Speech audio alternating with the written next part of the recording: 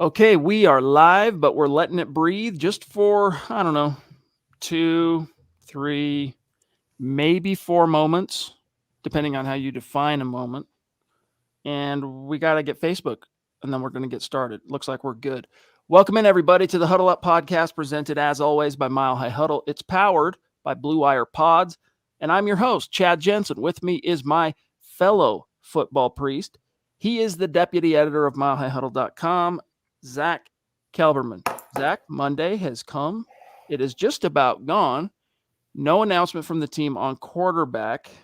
What do you expect to happen? I know you talked about there's your gut and then there's your brain, and they're telling you two different things. But now with 48 hours behind since the game, how are you feeling? I'm still feeling, and this is, if you held a gun to my head, Chad, and threatened to pull the trigger, I would tell you that a decision I feel is still forthcoming. All the momentum seems to be indicating that. All the team, quote unquote, insiders seem to be indicating that, including, first and foremost, Mike Kliss, who is probably the most plugged-in insider there is in Broncos country, and he thinks it'll be Teddy Bridgewater. So as much as I would like to see this be extended one more week and Drew Lock hopefully get a fairer shake, better play calling, better offensive line play, I think it was the nail in his coffin how he played and how Teddy played on Saturday. And if Fangio was leaning even a little bit toward Teddy, I think that was the confirmation bias he needed. So again, I'm going to go with my brain, not my gut on this one, or maybe reverse. I think in my heart of hearts, a decision I think is forthcoming, and it's going to be Teddy. I don't know, man. If I had to bet on it, and this is not me trying to prognosticate, but if I had to bet on it, I would bet that they kick the can down the road one last game. And here's why. Like, if you look at it like this, it's like an equation. And which factors in the equation weigh the most in terms of how the coaches view this, Zack? Because if you look at Teddy and Drew through 2 preseason games, and you were to say, hey, let's just base it on which guy looked better with the ones. If that was your call in the preseason games, who would win that? Lock. Okay. So there's one scenario. Well, what if it's maybe, no, we got to factor in the entire body of work of camp. We got to factor in not just who looked better with the ones, but who looked better with the twos, and basically average this thing out.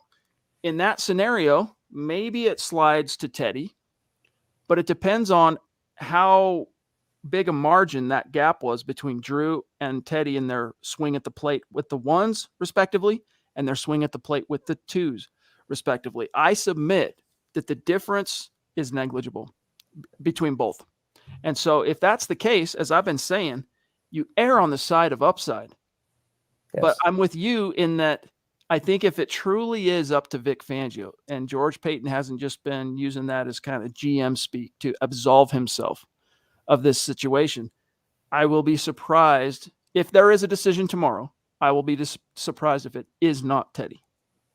Yeah, and you can compare it. The thing I don't want to take away, and this is not me turning on Drew Lock or me becoming a Teddy guy. I'm supporting whatever quarterback is under center. I'm also being realistic in that it's looking like Teddy right now. But he wasn't exactly terrible either, Chad, running with the second string against the Vikings. He put up points on offense. He moved the ball efficiently. The thing is, though, he did that again the following week. The same thing they've been preaching for Drew Lock, Teddy Bridgewater showed. He was productive in both games. You cannot necessarily say the same thing about Drew Lock, unfortunately. And again, if Fangio, he says it's 50-50, but even if it was 51-49, that was all it needed. I think Saturday's game was to push him over the edge and make Teddy the starter. It's going to be interesting to see. Typically what happens is the team will meet in the morning before they practice because they got a game this week, right? The Rams coming to town for the preseason finale. And typically what happens is they'll come in, they might have position meetings in early, and then they'll have a team meeting. If there has been a decision, the coaches will gather each quarterback individually, tell them the decision, and then they'll announce it to the players, to the team in that meeting. Then it might start hitting the wire, players talking, texting their buddies in media, things like that, and then we'll know. That's if they make a decision. But again, because we're talking about here, this isn't just, Case Keenum versus let's say, Chad Kelly as an example. This isn't a decision like that. This decision actually is significantly more complex because you're not only talking about the short and long-term destiny of the team, but you really have put a lot into Drew, and you've made a lot of sacrifices in order to put that development into Drew. And so, what if I'm in that room? What I'm saying is, if Teddy has a margin over Drew right now, is that margin great enough, Zach, to outweigh the fact that we put a lot into Drew? He answered the bell this year. He has gotten better. We've seen the development. Is that margin of difference in terms of where they're at in the competition enough to forsake that completely? Well, we have to look at the mitigating factor here, and it's the fact that George Payton is not the one making this call, Chad. It's going to be Vic Fangio making the call. And so we're told. Right. I still think he's going to leave it up to him. I think Fangio is giving the coach full autonomy. He doesn't want to undermine him at all. He wants him to run his team and hopefully start watching the offense and getting familiar with the offense as well. It just seems like, though, one of the conspiracy theories I agree with is that Teddy is way more of a Vic Fangio quarterback than Drew Lock is. And if you subscribe to that theory, you probably subscribe to the other theory that says Fangio is out to save his job, and Pat Shurmur as well, no matter what, under any circumstance. And who gives the best opportunity to be in games, let the defense win games, keep yourself afloat, not make that back-breaking turnover, the steady guy, that would be Teddy Bridgewater. Of course, I'm right there with you. I'm right there with the large faction of Broncos country that wants the Broncos just to see what they have in Lock, because you can't do it in reverse. You can't bring Lock in as a backup, but you can bring Teddy Bridgewater in off the bench. I still think you go with upside, but it's not what we think. It's not what anyone else thinks. Yep. It's what Vic Fangio thinks, and that's the scary part. That's the score. Guys, we got a lot to get to. I see a very generous super chat from Clayton. We're going to get to that here. And Bryson back in the house. Good to see you. Everybody that's in the room, love you, appreciate you. Thanks for being with us. We got to get to some matters of business, and then we'll dive right back into the chat. And Zach, we got to start with an update on where things stand with our goals on Facebook. And look at this. People are taking our calls to action to heart. You know, we have gained another 3 or so, 2 or 3 subscribers, supporters, that is, on Facebook. And guys, when you become a supporter of Mile High Huddle on Facebook, you're not just giving us $5 a month and we say thank you. You're getting something. You're getting access to our premium supporters only podcast content, which includes Kelberman's Corner every Sunday, Broncos Book Club with yours truly Saturdays, and the Trickle Zone with Eric Trickle Saturdays as well. So guys, if you want to become a supporter, go to our page, milehighhuddle.com, or excuse me, facebook.com/milehighhuddle, big blue button at the top, or even right now at the bottom in the chat where you would type in your comment, there's a little green icon, kind of like an upside or an arrow pointing down looking little deal. Click that and it'll walk you through the sign up. Where are we on our goal to get to 500,000 stars to a Von Miller jersey? Yes, we're going to be raffling off a Von Miller jersey, and the people in the running are only those who contributed to the stars goal on Facebook. But we're also adding to that a cool little memento that's going to go along with it, a little MHH thank you, if you will, a little keepsake. And we're going to give a little, a couple of runners up type of gifts as well to the top 5. So the more someone has starred, the more tickets they have in the hat, so to speak. And then when we do the drawing, we will do it live, draw it out of the hat. You'll see who the name is. And this is who the leaderboard is. This is how we know who gets how many tickets in the hat. Zeus McPeak, number 1, still, of course. Love you, Zeus. Travis Weber at 2, and he's starting to close that gap a little bit. Howie frickin' Day came out of frickin' nowhere and is now ranked frickin' 3rd. Love it, Howie. Andrew Lampy, 4. Michael Ronquillo, 5. Randy Jones, 6. Travis Tarbox, 7.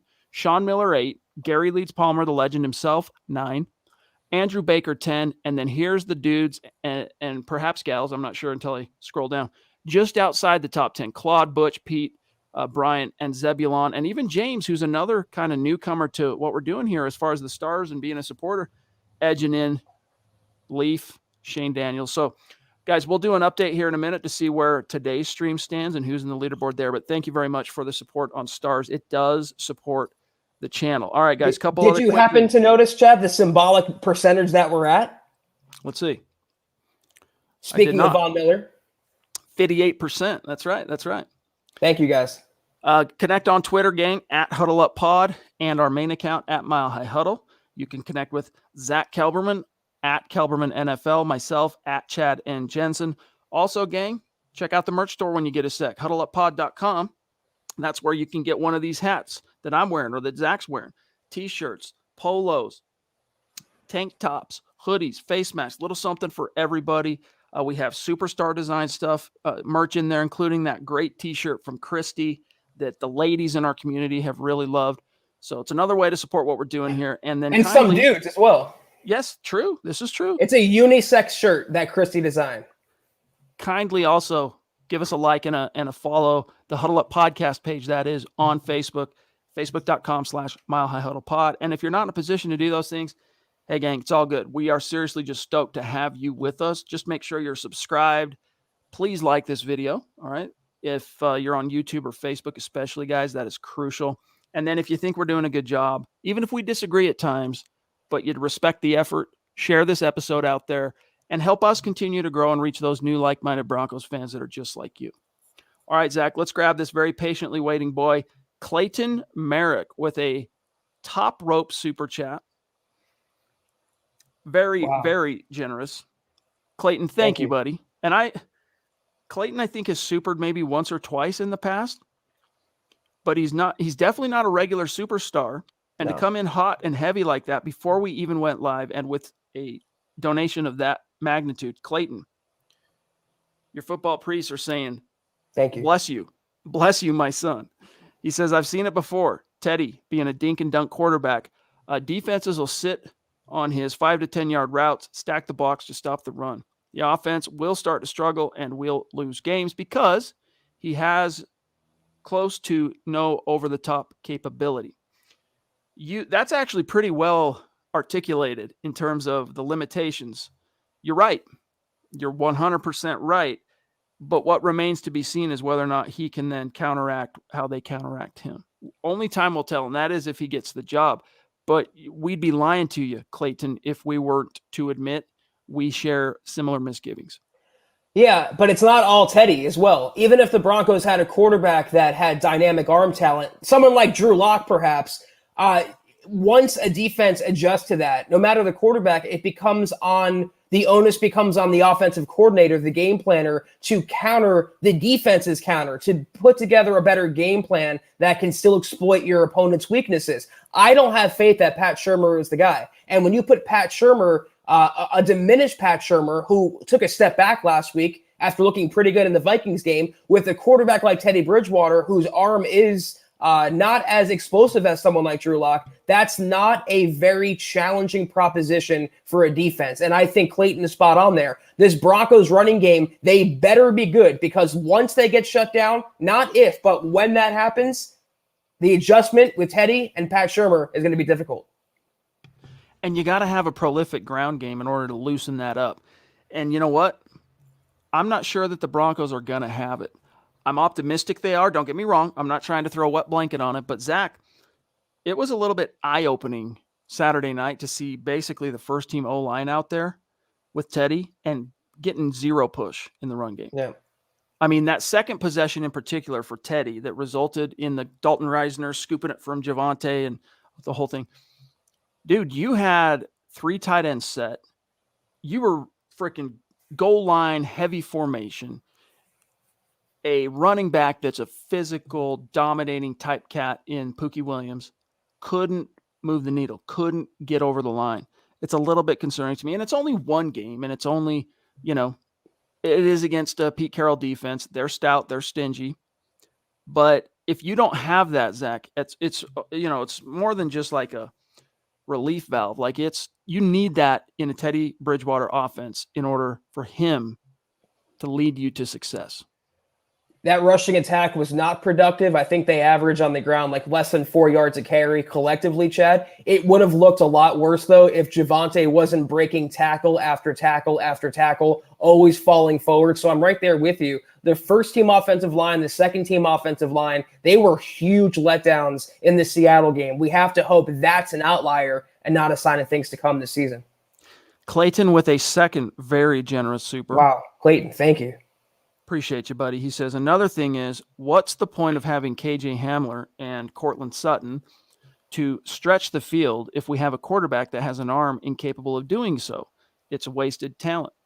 Well, I feel you, Clayton, but here's the thing. Don't sell Teddy too short on this, okay? Like, the dude can make NFL throws. He's done it in training camp. It's just that he has to throw into the future. You know what I'm saying? Like, he has to really know what the look is going to be. He's got to know where he's going to go with the ball, because he's got to be able to really wind up and create that torque and power to get it there. Like, Zach, that throw that Drew made to KJ on that post in game 1, that 80-yard touchdown, Teddy can make that throw, but he's got to let it go much earlier, and it's probably 15 yards shallower in terms of where it gets caught than what you saw from Drew. So you can adapt, you can work around arm strength limitations, but it does eventually come out in the wash in a lot of different ways. We saw a repeat play from Teddy to KJ Hamler against Seattle, and what happened? It was underthrown. So, I mean, there's really no question that Locke has the better arm and Locke is better suited for all these weapons around him. But again, this is hopping off my previous point. The Broncos had these same weapons last year. They had KJ Hamler, they had Jerry Jeudy, and they had Drew Lock under center. But what did they do with those weapons? Nothing. Zero. They squandered them because of the coordinator and Pat Shurmur never got them involved. Ignored Noah Fant, ignored KJ Hamler, either force-fed Jerry Jeudy too much or not enough. That's my biggest issue. It's not necessarily the quarterbacks, Bridgewater or Locke. It's still and will remain the coaching staff. All right, guys, I am quickly just checking through the stream itself because the chat just did a jump on me, Zach. And the next closest super is from Sam Bam, and I'm looking on the back end here. That jumped Anthony, Westside Philly, Darren, Joseph, Bison. Let's see. There's quite a few. Max. So let me see. Hold up now. Max actually was in with supers prior to Clayton's. So really quick, I'm gonna get Max's in here, and then I'm gonna check on where we're at on Facebook to see what the rankings are. But first, Zach, real quick, let's take a look at what Max Power has to say from across the pond. He says, thank you, Max, for the super chat, by the way, my friend. He says, Teddy's pocket movements were impressive. I agree. He makes the O-line better. Everyone was praising the second team O-line last week when Teddy was playing behind them. And then his second super says, also, I saw people say they'll stop watching if Teddy wins. Eric Trickle said that he saw people say they want Teddy to get hurt. Sorry, but a lot of Lock fans lack class.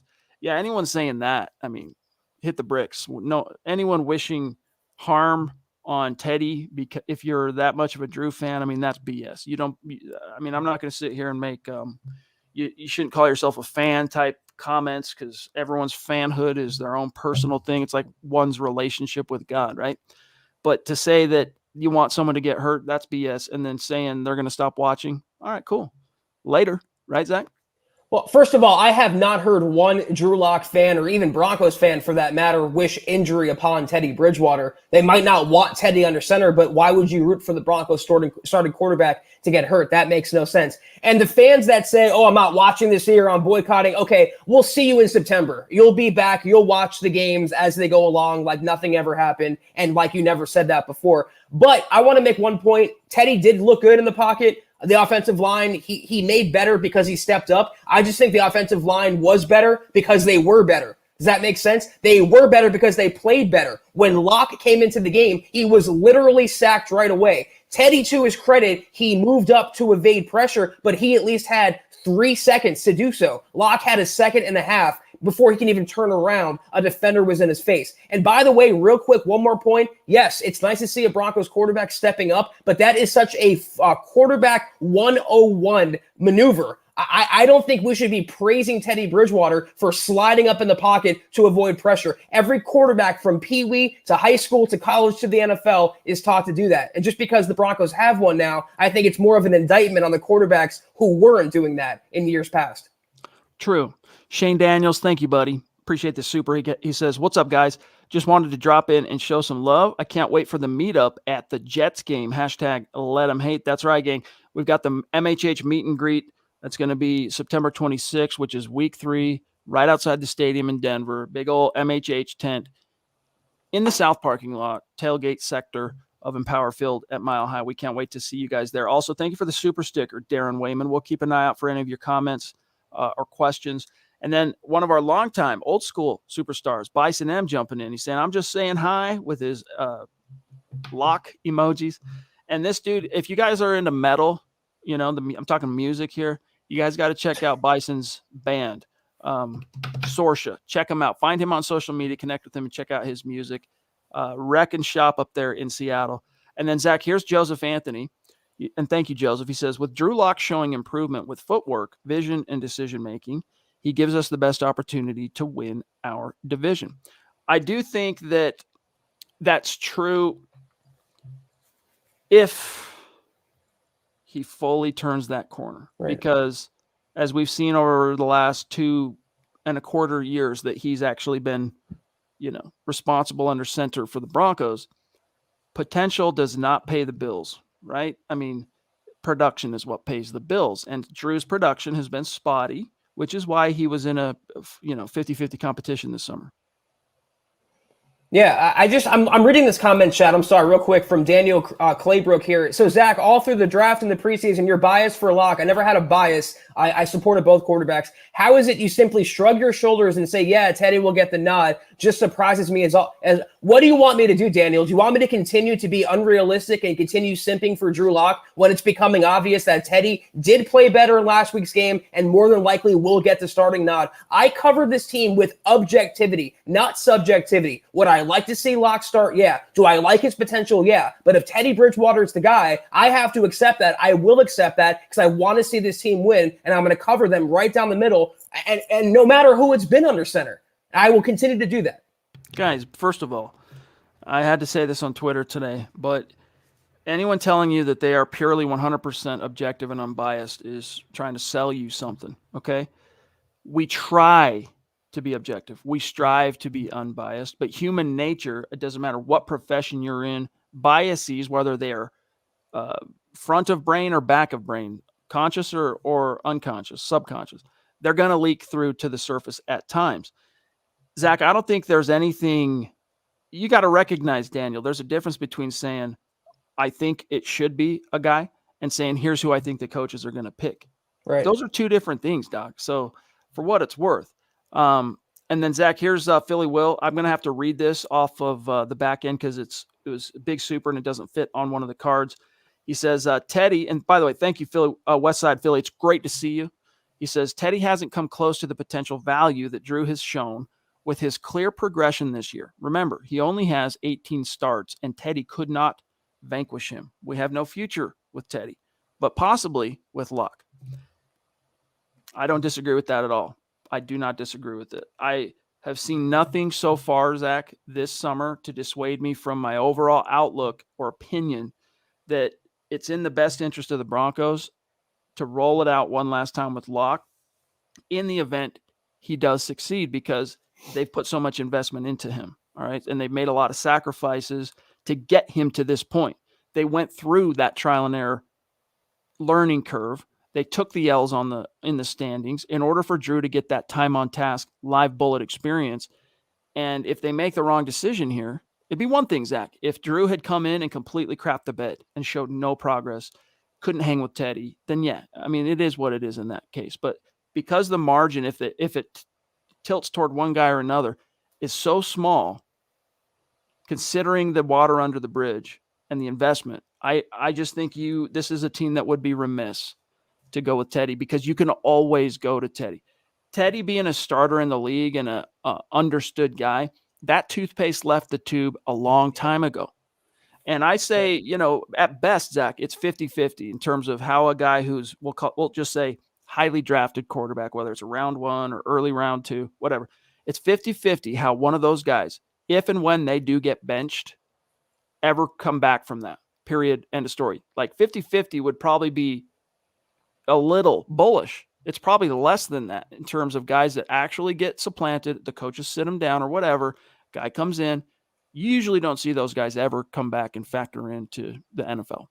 Yeah, I was going to say, if you think the Broncos are moving forward with Teddy and they don't have a future with Teddy, well, they're not going to have a future with Locke either, because that would signal the end of the Drew Lock era, not just with their point of view, but his point of view. I mean, put yourself in his shoes. You're a young 20-something quarterback, never really got a fair shake in the NFL to see what your ceiling can be. You've been going through a pandemic, injuries, this and that, and now you're being kicked to the curb again for a journeyman, Chad. And I'm with you. I think the franchise caliber label around Teddy Bridgewater left with his knee injury, when that came and went as well. And he's been, again, when you're replaced by Sam Darnold, who's literally seeing ghosts on the field, what does that say about your viability as a long-term quarterback in the NFL? But the Broncos knew that. They were complicit in making the trade, obviously, and they brought Teddy Bridgewater in with the public understanding it was going to be 50-50. Privately, though, I think Fangio all along, as soon as he saw him in person and realized, okay, this guy, the players love him. He's a safe quarterback. He's an accurate quarterback. I can let my defense win with him. I think Fangio took an affinity to Teddy Bridgewater. And seeing him play in last week's game and seeing Locke not step up to the level like he did against Minnesota for a coach like Fangio, very old school, very grizzled, who wants to win by field goals, not touchdowns, Teddy is the guy in his eyes. By virtue of tonight, Randy Jones has leapfrogged multiple cats into number 3 in the overall ranking. All right. It goes Zeus, Travis Weber, Randy Jones, Andrew Lampy, Howie frickin' Day. Look at that. And Simon, you're getting in on it too. I mean, you're all automatically with stars of that magnitude. I mean, you're going to have a lot of tickets in the hat, bro. Travis, you're already highly ranked. Thank you, guys. Claude, Andrew Lampy, highly ranked. James Scott, hey, thank you for that support, brother. Travis Weber, legendary. We've really enjoyed getting to know you in these chats. Elliot Sean, another newer name. Welcome. Giving us props, supporting MHH. Thank you for the stars. Jay Helms as well. Melvin Paulson. Those 3 brand new names that I've never seen stars, Zach. And then, of course, the very trusty Andrew Morrow. And by the way, Andrew, your shirt shipped yesterday, or was it this morning? So you should see it within the next couple of days. But, man, thank you, guys. Keep it coming. You are climbing the rankings. All right, Zach, real quick here. Let me do a little scroll down and see if I can still get to Sam Bam here. I think I can. Actually, let me do it. Let me do it this way. Bear with me, guys. I think I can. Sam Bam in the hizzy. He says, and thank you, Sam. He goes, if Bridgewater is named the starter, then what is Denver's long-term plan for finding a franchise quarterback? Because it's not Teddy. It just doesn't make any sense to me when so much investment was put into Locke. I feel you on that. But as Zach mentioned, if you go to Teddy, unless there's, Zach, some kind of fairy tale, turn of events mid-season, Teddy gets hurt, Drew comes in and just goes on a tear, it would signal the end of Locke in Denver if they go with Teddy. That's why it's a very fateful decision that they are making here. If they decide to go with Teddy, it has multiple trickle-down ramifications. If it is Teddy, and let's just assume the likelihood, if it were to be Teddy, that Drew would be done in Denver, the long term, maybe if they go on to have a winning season, even if it's 9-8 and they make a wild card, they're going to err on the side of, oh, hey, he got us there. Let's give him a quick extension, see if we can duplicate it one more time with Teddy. But I would guarantee you the Broncos would be going out and drafting someone in the first round next year.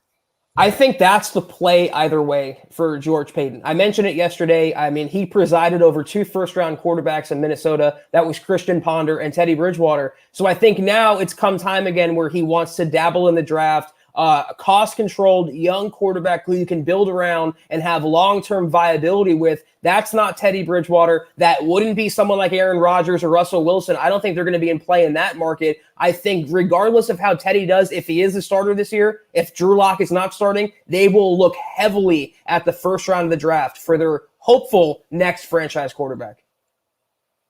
All right, let's grab this one here from Randy Foster. Good to see you, Randy. Thank you. You are quickly working your way towards superstar status.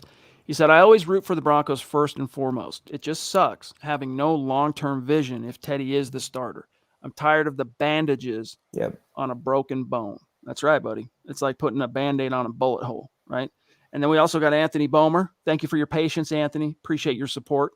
He says, I don't know if I can handle another week of this QB drama. I want the fan base to be united and excited about this upcoming season. This divide is killing me. I hope we know. There are many who believe that, hey, just name a guy. What's more important now is that you name the guy. Doesn't matter if it's the right decision. Name a guy so that the troops can fall, close ranks and fall in line, so to speak. I differ from that. I don't agree. I think what's more important at this stage is the preseason for a reason. Most important thing is making the wisest, most calculated, best decision for your team in the short and long. But I feel you. It's toxic. There is a divide. Comes with the territory. I could see it both ways. And, if we've made it literally months with this quarterback competition. What's one more week? So I look at it that way. And if it takes another week for Fangio, if it is truly 50-50, if he's undecided, if he's unbiased, if he's not leaning in one direction, if one more game is the tiebreaker in this preseason, then so be it. But if he's leaning toward Teddy and there's really nothing that Drew Lock can do in the backup bowl in this next preseason game, just name him the starter now. And like I said, let the other players know who their quarterback is going to be, who their leader is going to be, and start building some camaraderie on offense, Chad. It's late August now, and they don't have their QB1 set in stone. We're going to be coming up to the Giants game soon, week 1. I would like the team to know and build around that quarterback no matter who it is. For what it's worth, people saying that there's no way Fangio could name Drew and maintain credibility in the locker room after what we've witnessed, that ethos, I'm sorry, you're tripping. When you hear someone say that, to me, that smacks more of bias than anything, because Drew, at worst, has been equally productive, equally impressive. And it's unfortunate that with the twos, Drew didn't have a great game. I still maintain, though, Zach, he didn't have a bad game, and he was unlucky and unfortunate that it happened to be a game that the backup O-line second teamers just decided to not play so hot. Travis, appreciate the love, buddy.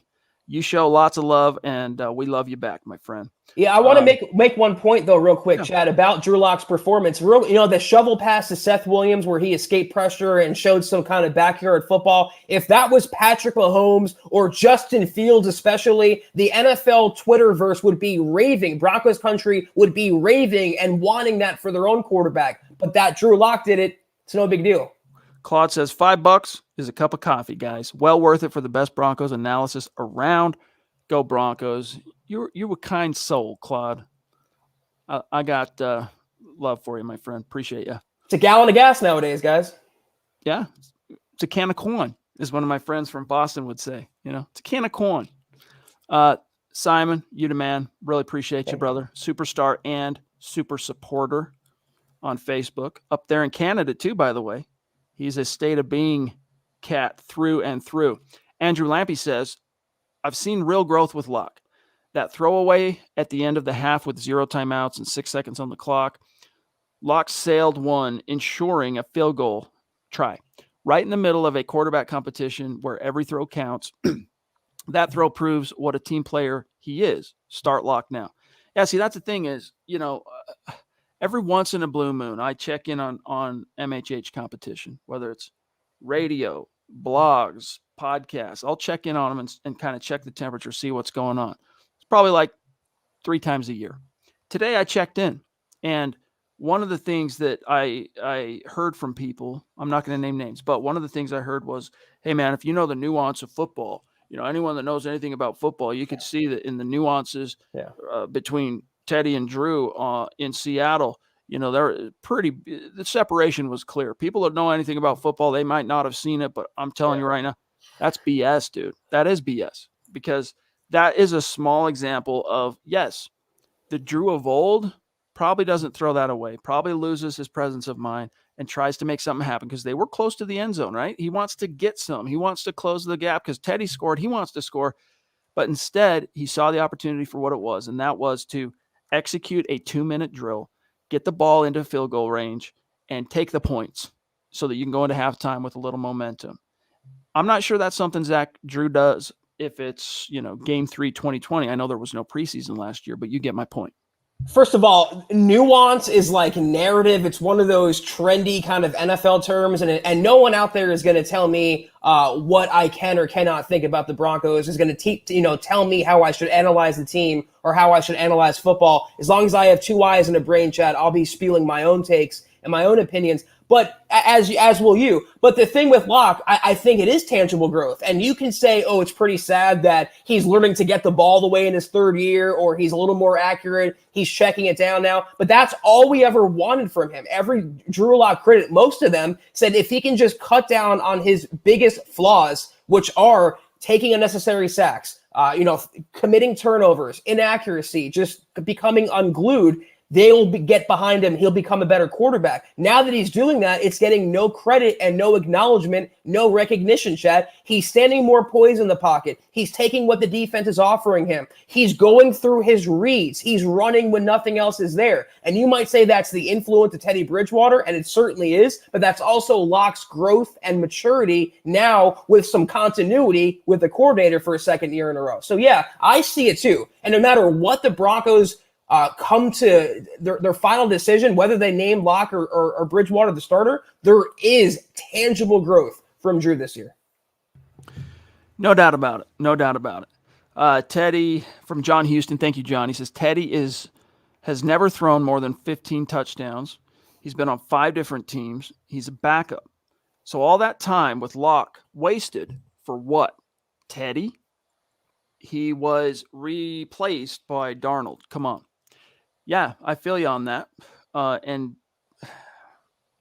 to Drew's to Zach's point, let me put it this way. To Zach's point, one of the reasons Teddy was brought to Denver was to also give Drew a model, to give Drew some veteran help in the room, which he hasn't really had. Blake Bortles, Jeff Driscoll, nope. Joe Flacco wanted nothing to do with Drew Lock. Said on multiple occasions, great guy, in front of the mic, hey, I'm not here to coach up any young kid that's basically drafted to replace me. And I do understand that to a point, all right? He turned his back on him on the sideline, Chad. The guy was a child. I mean, come on. But listen, Drew himself has said Teddy's helped him a lot. And I think that influence of Teddy, you're seeing that combine 2 different things. One, Drew's film sessions with Peyton, I think, probably played a role. Yes. And then his exposure to Teddy and seeing how Teddy operates, and also just probably Teddy's helped him. Like, Teddy's not one of those guys that's going to turn your back. Teddy is a guy that will help you. He is a true leader. Whether he's the starter or not, he's a dude that cares about his teammates as much as he cares about himself. And I think that's why you're seeing a better pocket feel, a better pocket presence, better pocket discipline from Drew Lock. Here's one real quick, Zach, from Brian, and then I'll get your reply here. Brian Van Vorst, what's good, buddy? Appreciate you. He says, for people who say Drew played great against 2s and 3s, let's get this out there. Teddy needed those 4 plays to get a first down against 2s and 3s. Drew didn't. Even Steven equals go Lock. Yeah, look, if you don't get the 4th down tries, that Vic Fangio kind of greased the wheels there for Teddy. Whether it was in an effort to like swing the momentum Teddy's way, you can put on your tinfoil hat and think that way if you want, or just simply like, hey, we want to try this. Let's move the needle. We got some confidence that Teddy on a 4th down can move the chains. Either way, he got some swings at the plate in a artificial scenario, artificial format that I'm not sure Zach Drew would have got if the roles were reversed. In fact, I mean, when Drew got his foot stepped on, right? He probably didn't drop back quick enough. Usually that's on the quarterback when that happens. If that's Teddy though, does Fangio, where you've got a multi-score lead at that point, does he kick a field goal? I bet you he goes for it on that 4th, and it was like 4th and 5. I think it was less than that actually, off the top of my head. So that did swing things. So if this really is even Steven, these are factors that the coaches are discussing in terms of the overall equation. In fairness, and correct me if I'm wrong, though, didn't Locke get a few 4th down opportunities against Minnesota? I remember the first string offense going for it on a few occasions. So I think that's a Fangio decision. He went into the preseason thinking to himself, and rightly so, I'd rather the Broncos get one more practice play on offense than kick a field goal in a meaningless preseason game. But there's some truth to it. I mean, Teddy was kind of goosed along by the fourth down conversions, but it works both ways. And I think indisputably, no matter what, no matter fourth down, third down, Teddy made better throws than Locke did against Seattle. That's point blank. By the way, before I grab Zebulon, Dylan moderating tonight in the chat. Appreciate you, Dylan. He says, if you want to state facts, the context behind them is also a part of the story. Well said. Zebulon says, unless you call plays with no checkdowns, Teddy will take the checkdown 99% of the time, regardless of the game plan changing. Yeah. In fact, my brother, who's a big Broncos fan, shocker, he was at a golf tournament and traveling and stuff on Saturday, wasn't able to actually watch the game live. And so I met up with him today and he's like, how'd it go? And I was kind of trying to convey to him the play-by-play basically. And finally I said, you know what? And I whipped out the highlights on YouTube and I showed it to him, right? And if I heard my brother say check down once, I heard him while Teddy was on the field, I heard him say it 6-7 times, dude, no lie. And so that's his MO, Zach. When someone shows you who they are, believe them. And literally almost every single game of Teddy Bridgewater's pro career, he showed you that he is a very, very, very high upside quarterback 2, but a very low upside quarterback 1. But here's the thing. Fangio, and this is where I don't have a conspiracy theory, but I do think Fangio is leaning toward Teddy Bridgewater because they have a lot in common. There's a simpatico between the two people. And here's why. Fangio, as we've come to know, unfortunately, he plays not to lose a lot of the percent of time, Chad. He would settle for the field goal. He would play it safe and hope his defense can do the rest. What quarterback on the roster, A or B, Drew Lock or Teddy, is the better quarterback to play not to lose with, to check it down and take what's there and to hope to get points on any given drive and let the defense be the hero? That's as far as the conspiracy I'm pushing. I don't think it's too rooted in fantasy, though. I think there's some truth to it. John, again, thank you, John. He says, Peyton as a GM should be strategic enough for the long term. Play Lock, see what he has. Playing Teddy to save Fangio, then what? You draft a QB? He's not, Teddy, a long-term option. He's a poor man's Alex Smith. And then also, thank you for the super chat, Illo77DA1. Appreciate that, my friend. But what's your reply to what John said there? Can you put the question back up? No, actually, it jumped just barely. But the notion that, you got to think long-term, not just short-term. Because see, here's the thing, Zach. I don't think you can. Your decision has to satisfy both those buckets. It has to satisfy short and long-term if you're making the right one. Well, my view on it is what I said yesterday. For Vic Fangio, yeah, he's under the gun. He's coaching for his job. So is Pat Shurmur. So is pretty much every coach on the staff and every quarterback and every player pretty much on the roster. The one person in Dove Valley whose job isn't on the line is George Paton. It's a honeymoon year. He's a rookie GM. Regardless if the Broncos win 1 game or 17 games, he is safe for next season. If they can get by and make the playoffs, he's going to look like a hero, George Paton is, because he's the one that kept Fangio. He's the one that brought in Teddy Bridgewater. He's the one that built this roster that got the Broncos back to the postseason for the first time in a half decade. But if they don't get back there, they have a down season, he'll think to himself, oh, well, I was saddled with an incumbent head coach. I was saddled with an incumbent quarterback. Now I can blow it up, get my own head coach and my own quarterback in the building and go from there. That's why I think George Paton is leaving this mostly purely in Vic Fangio's hands. God help us all. I'm trying to find the Duchess here, and I'm praying I don't have to reverse engineer it. I'd rather not do that. We like to be able to show the actual super chats whenever possible because we feel like it's just a better, it's, I don't know, not a flex, but it's a better shout out than just reading the person's question. And unfortunately, the chat has been so outgoing, it jumped her. So we'll have to do it the old fashioned way. Real quick here though, Zach, before we grab Michaela, we also have another very patient superstar who is as consistent as the day is long. Naj, what's good, bro? Appreciate you, my brother. He says, I agree with Zach's gut. It seems Fangio has wanted Teddy since the beginning. It's infuriating to think the Locke era, and I'm going to correct you here, might be over, and we will never know what he could have been. Hold on. What does it cut off? What it could have been. I hope I'm wrong, he says that. Yeah, I mean, my gut is usually right about these kind of things. I wish it was wrong in this instance. I just feel like Fangio needed to see Teddy step up and be the no doubt better quarterback because he wasn't in the first preseason game, and I think he was in the second preseason game. And I don't think Fangio, Chad, again, this is my own personal interpretation. I don't think he wants to keep facing these same questions anymore. I don't think he wants to keep hearing about the quarterback competition anymore, keep fielding the same queries about the most important position in all of sports. So I think he wanted to call it as soon as possible, but he also backed himself into a corner with the even Steven 50-50 comments. Once he did that, he had to let it play out at least to this point. Now, though, that there is on film, which Fangio loves more than the real life thing, he sees Teddy was stable, he was accurate, he led the offense, they were productive, and it seemed like the game plan was geared toward Teddy Bridgewater. That's no coincidence at all. And that's why I feel like my gut is telling me a decision is imminent.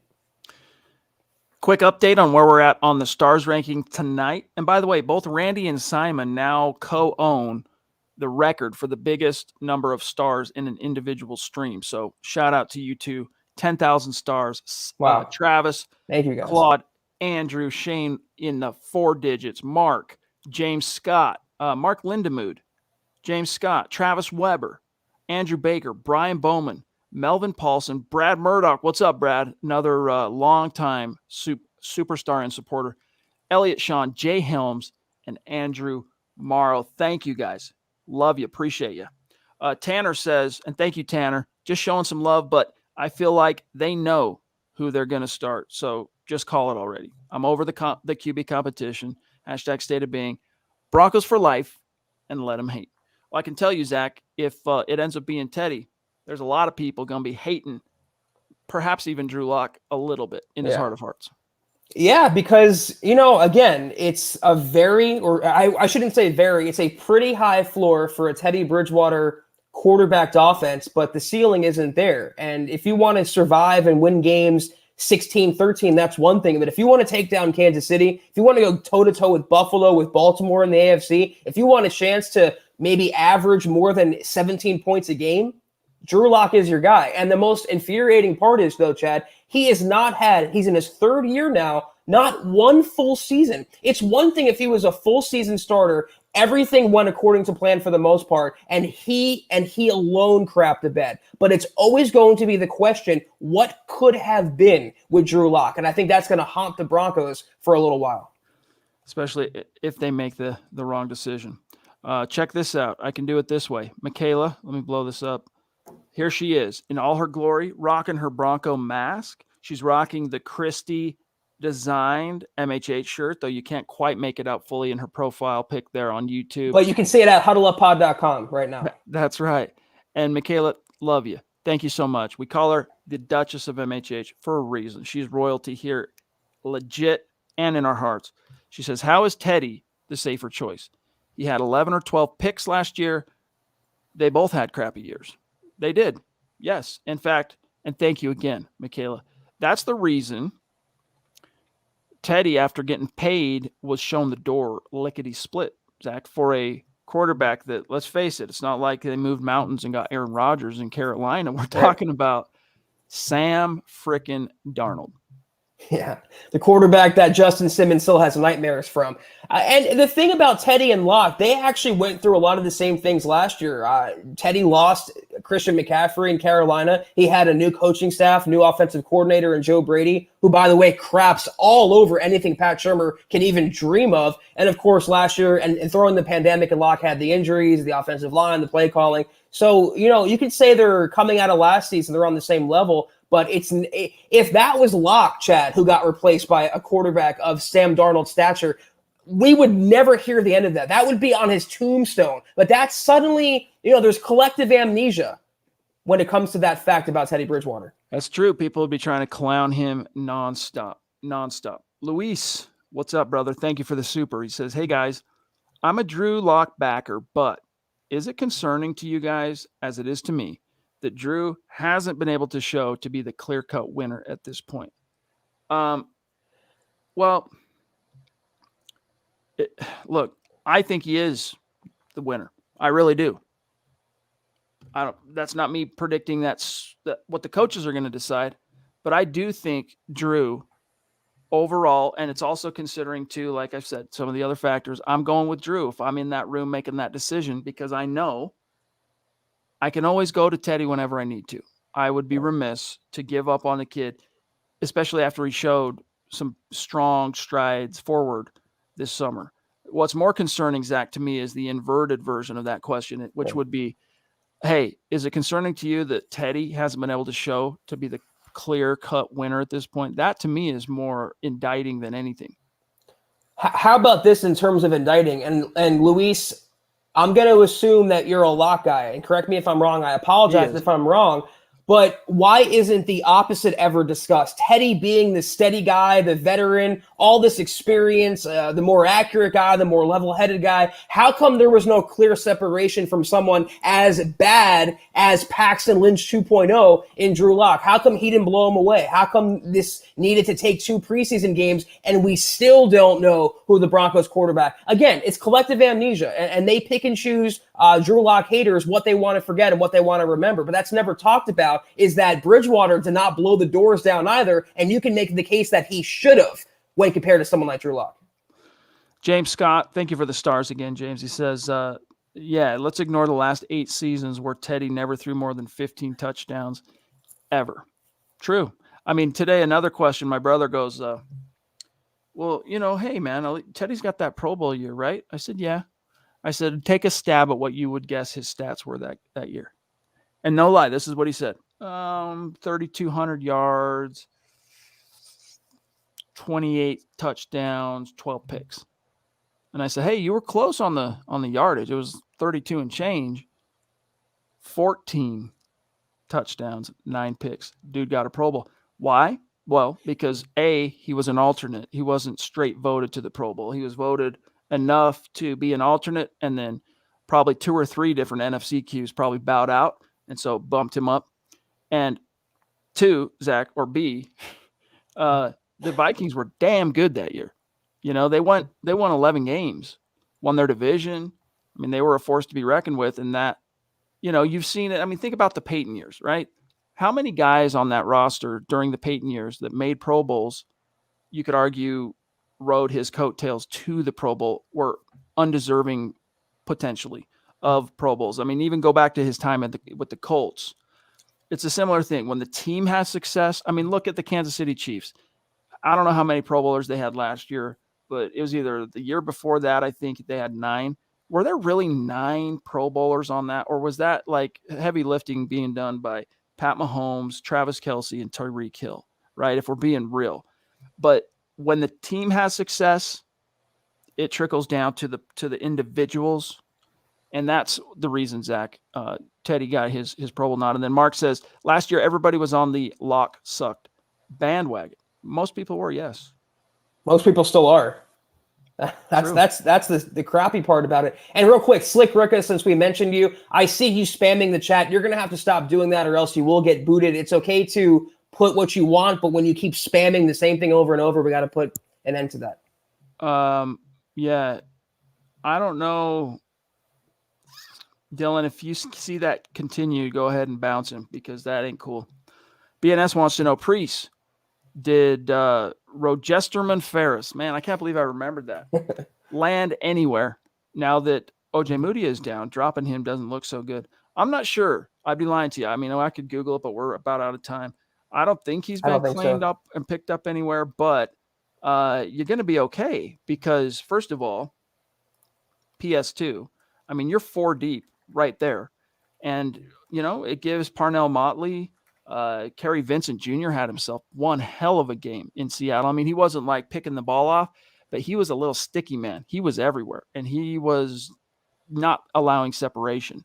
Really impressed with Kerry Vincent. So Ferris was cut for a reason, BNS. I love you, but Ferris was the first corner cut for a reason. And it was not just because he was, the newest guy in terms of like he knew the least about the scheme. Like he had a couple of flash plays in his first two practices or whatever that was, Zach, but the Broncos liked more from what they were seeing from the likes of Motley, Nate Hairston, Savion Smith, McCain, etc. I don't get that though. You have people like Duke Dawson just taking up space on the roster, and Ferris comes in and literally picks the quarterbacks off two practices in a row. I actually thought they had something with Ferris, but say la vie. I don't think he's signed. I think he's still on the open market. So maybe down the road, he's one of those Rolodex players that the Broncos could call in case of emergency. I mean, he showed pretty well. And about Michael O, real quick, Mike Kliss reported yesterday they got better news. It's a hamstring injury, not a knee injury for Michael O. Still sounds like a multi-week ailment, but not a season-ending ailment, thank God. So he'll be back at some point. And to his credit, Michael O, he had a really, really good summer before going down. George Fox, I flashed your comment there because we do echo your sentiment. And Travis, yeah, he got replaced by Darnold. Still scratching my head on that one. Chance on Facebook says, and let's see those stars, Chance. Let's go, dog. Get in the running for that Vaughn jersey. He says, I'm in shock if Fangio and company play it safe, but also not surprised. Fangio has less creativity than John Fox and Vance Joseph and is the opposite of what we need to buckle up and go for it. It's sad. Drew Lock can become a Super Bowl quarterback. Don't see that with Teddy at all. Let the D line, let Drew Lock. Every time I see DL like that, I think D line grow.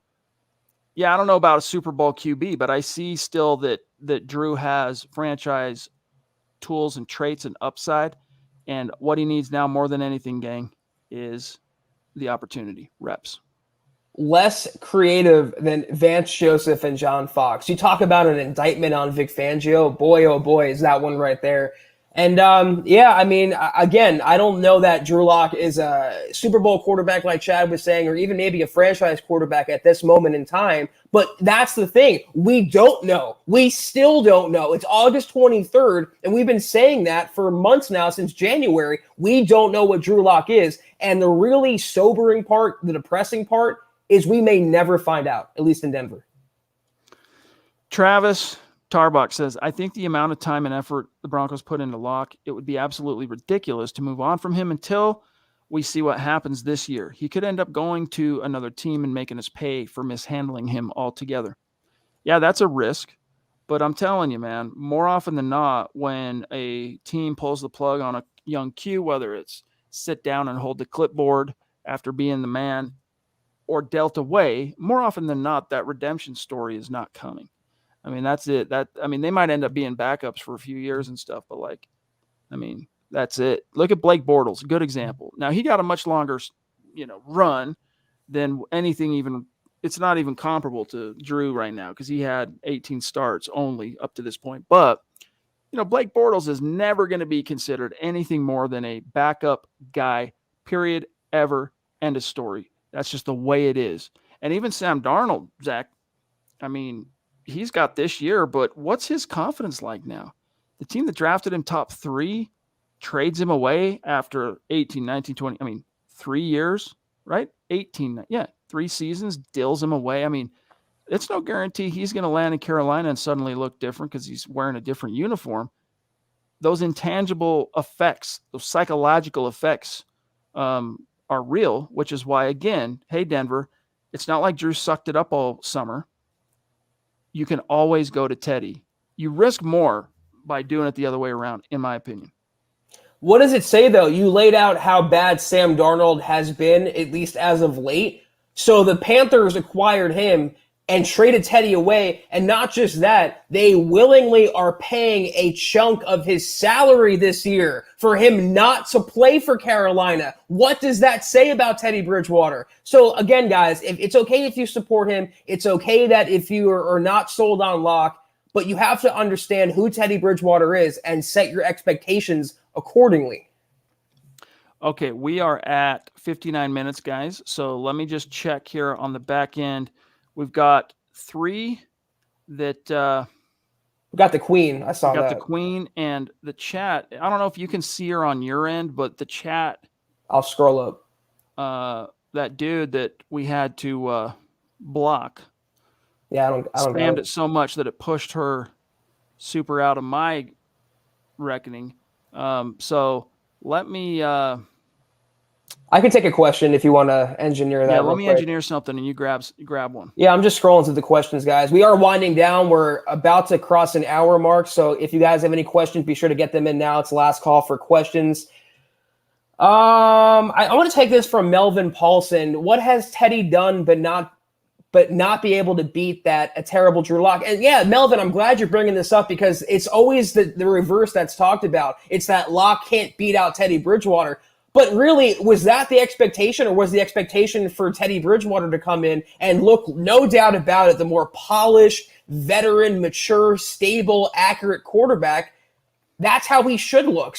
But even so, he did not outplay Drew Lock significantly in training camp practices. He did not outplay him significantly in preseason games so far, significantly. So what does that say about Teddy? Again, when someone shows you who they are, believe them. He'll make a nice pass downfield for about 20 yards on a corner route, great accuracy, but he can't pump an 80-yard touchdown. He is limited as a rusher. He's limited for his upside. He's a career backup to this point that the Broncos are propping up as a quarterback one. So if you're on Team Teddy, again, set your expectations accordingly. All right, I have a solution here, but I'm checking one last thing that would be, pardon me, more optimal. I'm checking the actual stream itself. I can get Fernando that way. Oh, I can get Christy. Here we go. Where there is a will, my friends, there is a way. The Queen jumping in, and we love her. Love you, Christy. Thank you. Legit, she's the bomb. She's ride or die. Yes. Shotgun with MHH. Yes. Love the Queen. She says, this is easy. Ted is just fine. If they choose Teddy, essentially they're saying they'll draft a quarterback and Drew will be done. Ted is a stellar number 2. Might as well just put Drew in, let him rip, see how it goes. Then we know. And this is, I mean, if you boil it down, Zach, this is basically my thought process. And I'll be honest with you, and this is no lie. If Drew had come into this summer and showed no progress from week 17 of last year, I would be singing a different tune. I would be. But that is not how it played out. Drew did show progress. He did answer the bell. He has shown that he heard his coaches, he heard his GM, and that last year it wasn't good enough for him either. So give it one last go. I just don't know how these coaches are going to play it. Don't know. He looked like the Lock of new against Minnesota and looked like a Lock of old against Seattle. But here's where I digress from that point. You also got the Pat Shurmur of old. You also got the offensive line of old. You also got the tempo and the pace and the passion and the intensity of old. All those things were absent against Minnesota. That's why I thought the team, Drew Lock, Pat Shurmur, everyone, Fangio included, was turning a corner. But obviously, it was a wolf in sheep's clothing, all of them, Chad. Maybe this, though, the upcoming preseason game, this will be a telltale sign of who are the Broncos? What is their identity? What are they going to look like? A rough draft of the final product maybe can be gleaned this coming Saturday. Based Case, legendary superstar. He says, Kliss seems to be the only reliable reporter calling Teddy the winner. Is he still the team's mouthpiece under Peyton? Maybe Locke has a chance. Yeah, he's definitely still the mouthpiece, but there are others. Albright, I tend to trust a little bit more because, not just because friend of the show and all that, but I don't know. I just trust his reporting a little bit more in terms of things like this in particular, you know. But Kliss wants Teddy.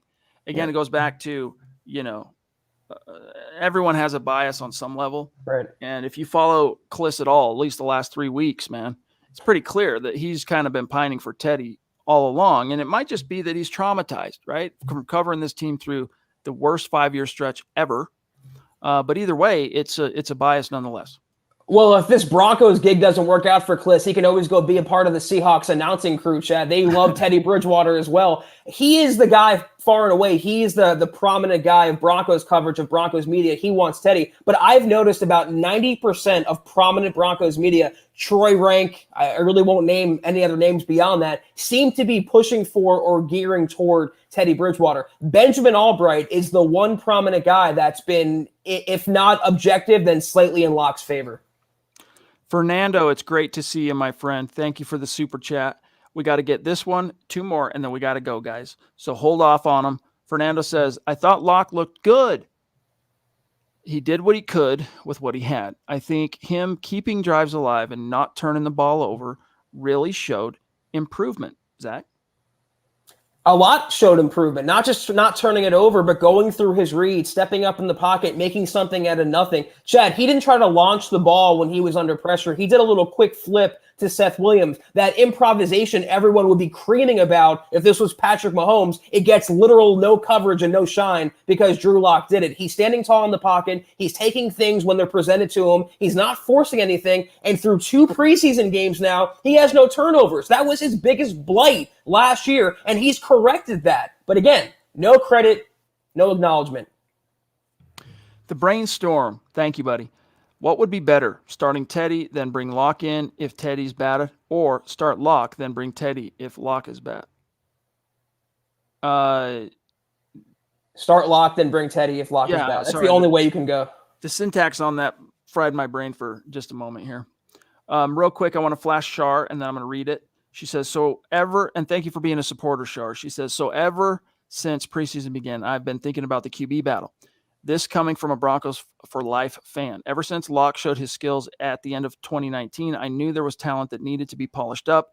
I have been trusting the process ever since. My take is maybe it's the type of coaches he has. I keep telling myself 1 more season, and I hope to God Pat Shurmur gets fired if, knock on wood, the Broncos don't do well. He will. Because Locke did well under Skanks. So yes, he did. Good points there, my friend.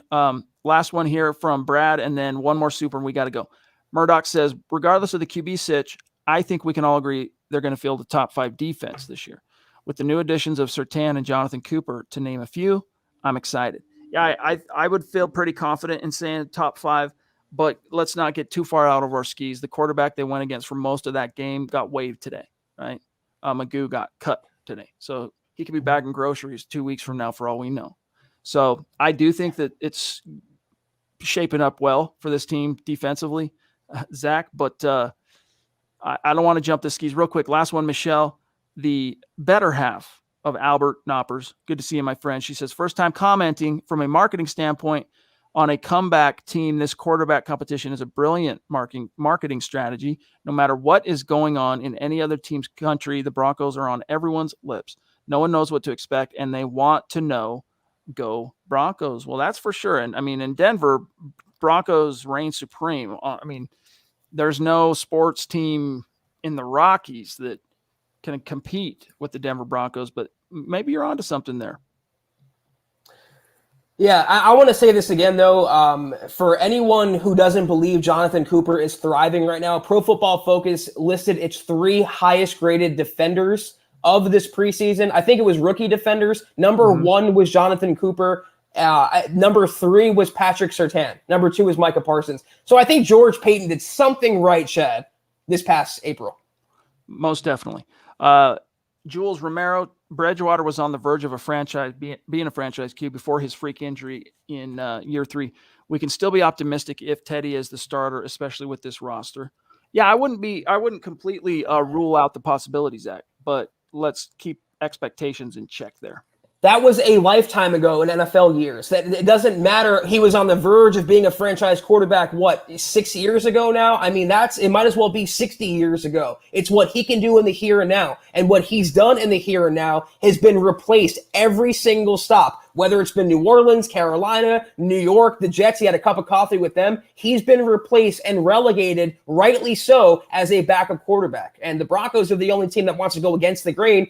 Not unlike what they did with Joe Flacco. They were expecting it to haul out 2012 version of Joe Flacco, who beat Raheem Moore and led the Baltimore Ravens to a Super Bowl. They didn't get anything close to that because it's an eternity away. Muhammad, MHH resident male model in the hizzy. Appreciate the superstars for the super chat from a superstar, dude. Love you, bro. Hope you're doing well. And yes, Travis, some people, it's just troll behavior. Roll with the punches. I need to get some moderation we need to get some moderation for Facebook, it looks like, because of the spams over there. But Zach, we got to be done. But before we do, let's update everybody on the final tally for Facebook today. All right. Randy Jones, Simon at the top, Travis Tarbox, Claude, Andrew Lampy, Shane Daniels, Mark, James, Travis Weber, Andrew Baker, Brian Bowman, Paul, Michael Rogers, appreciate that. Shar in the hizzy, Melvin, Colby C. Collier, appreciate you, brother. Brad Murdoch, Elliot Sean, Jay Helms, Andrew Morrow. That's a long list, guys. We really appreciate the support. And Zach, we would be remiss, especially after the way I titled this episode. Guys, no more supers, okay? We're just going to cover this one story because we didn't. Broncos made 5 roster moves today. Real quick, Zach. All right. Oh, yeah. By the way, who'd they cut? Well, first of all, the recently signed running back Adrian Killens suffered an injury Saturday night. He was waived injured. Brett Jones, the center, former Giants guy, suffered a biceps tear Saturday night. Done, put on IR. And then the Broncos waived the young guard Nolan Laufenberg and released the young rush linebacker Pita. I'm not even going to try PT. I'll just say that means they still have 2 more cuts before tomorrow night or tomorrow's deadline. It might have even happened while we were live, Zach. I don't know, but do any of those names surprise you, sir? Not at all. I had actually predicted Laufenberg and Pita. I'm not going to. PT would be cut. So, but can I just point out one thing? What kind of curse is going on in the Broncos running back room? Literally, no one can stay healthy. God forbid Javonte Williams is the next one. They just picked Adrian Killens up because they had another running back that got injured because Mike Boone got injured. Let's hope this isn't a sign of things to come because they're having some bad juju in that running back room. Last one, Nathaniel King. Thank you, buddy. How many games has Teddy played in compared to Locke? I would assume it's a decent amount, more for the QB competition to be this close. Yeah, Teddy's got 50 some odd starts. Drew has 18. But guys, we got to be done for tonight. Thank you so much for spending an hour and change of your Monday evening with us. We'll be back Wednesday night. And then, make sure you do not miss Broncos for Breakfast tomorrow morning with Nick Kendall and Scott Kennedy, as well as Building the Broncos tomorrow night, 6 p.m. Mountain, 8 p.m. Eastern. And with that, Zach, go get yourself some milk and sign us off. Well, in reverse order. Sign us off, then go get yourself some milk. No one's going to understand why you said that, though, Chad. We're saving that till the last minute. Yes, guys, unbeknownst to you, I did a whole show with a pretty bad burn on my hand, and you guys didn't notice. I've been toughing through it. I told Chad this was my flu game, so I hope you appreciate the content and the podcast tonight. If my mouse can work and stop messing with me, there we go. If I can get to the banners, I want to run through it. I got it. I want to point you guys, if I could, again, one-handed, I can point you guys to Twitter. Be sure, guys, until we get back to you on Wednesday, to follow the Huddle Up Pod on Twitter at Huddle Up Pod. You can follow the main account on Twitter for all your Broncos news, analysis, film breakdowns, rumors, and so much more. Your one-stop shop at Mile High Huddle. Be sure, if you happen to follow Chad on Twitter, as you can see, at Chad and Jensen. You can follow me at Kelberman NFL. Also, go to huddleuppod.com again and get your swag on. Get yourself a hat, shirt, gator, coffee mug. Everything you can think of is in that store, including Christie's, I would say female-inspired design shirt, but it goes apparently for men too. If you haven't already, go to facebook.com/Mile High Huddle. Big blue button, become a supporter. Again, guys, it's the cost of a cup of coffee or a gallon of gas nowadays. $5 a month. You get instant access to 3 VIP shows and programming, Kelberman's Corner, Broncos Book Club, and Trickle Zone. More on the way. We appreciate everyone tuning in. It's going to just grow like wildfire. We know it right now. Also, facebook.com/Mile High Huddle Pod. Like that page and follow that page. But if you can't do any of those things, we love you dearly. We respect you dearly. We ask you to do these 3 things that take a few seconds. Subscribe, like, and share this video and every video you see on the MHH channel. Chad, it helps us grow and reach more Broncos fans more than anything else. We appreciate each and every subscribe, each and every like, and each and every share. We are off, though, as Chad said, until Wednesday night, 6 o'clock Mountain, 8 o'clock Eastern. Be there, guys. We'll see you then. Take care. And as always, go Broncos.